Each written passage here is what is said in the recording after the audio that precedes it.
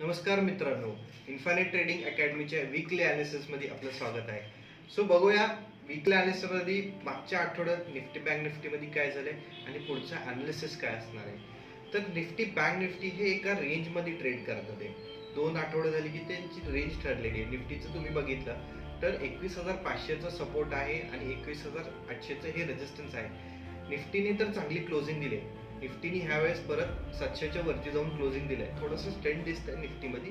आता काय करायचंय की हे दोन्ही लेवल्स आपल्याला व्यवस्थित मार्क करून घ्यायचंय आणि लेवलच्या हिशोबाने ट्रेड करायचंय. प्रिडिक्शन करण्यापेक्षा म्हणजे मार्केटमध्ये भरपूर सेलिंग आलंय, मार्केट खाली जाणार आहे, इथून पडेल, हे सगळं सोडून द्या. आपल्या लेवल्सला इम्पॉर्टंट द्या आणि त्याच्या हिशोबाने ट्रेड करा. जर का तो सपोर्ट ब्रेक करतोय तर तिथं तो सेलिंग मध्ये कन्वर्ट होणार आहे. जोपर्यंत त्याच्यावरती आहे आपल्याला विचार करायचाच नाही तो खाली जातोय. बुलिश ट्रेंड घेऊन चालायचा आहे. ओके. आणि आता बघूया पुढचं काय होऊ शकतो. 700च्या वरती क्लोजिंग दिलाय. इन केस मंडेला तो 800 पण ब्रेक करतोय तर आपल्याला अजून हायर लेवलला निफ्टी बघू शकतो आपण. बँक निफ्टीचं काय 48,000चं एक इम्पॉर्टंट झोन आहे. 48,000च्या वरती क्लोजिंग देत नाही. मी प्रिव्हियस व्हिडिओमध्ये सांगितलं होतं की बँक निफ्टी जर तर सस्टेन होत नाहीये 48,000च्या वरती तर परत खाली येऊ शकतो. काल त्यांनी काय केलंय, क्लोजिंग त्यांनी खाली येऊन दिलंय. म्हणजे 48,000 हे इम्पॉर्टंट रेजिस्टन्स बनतोय.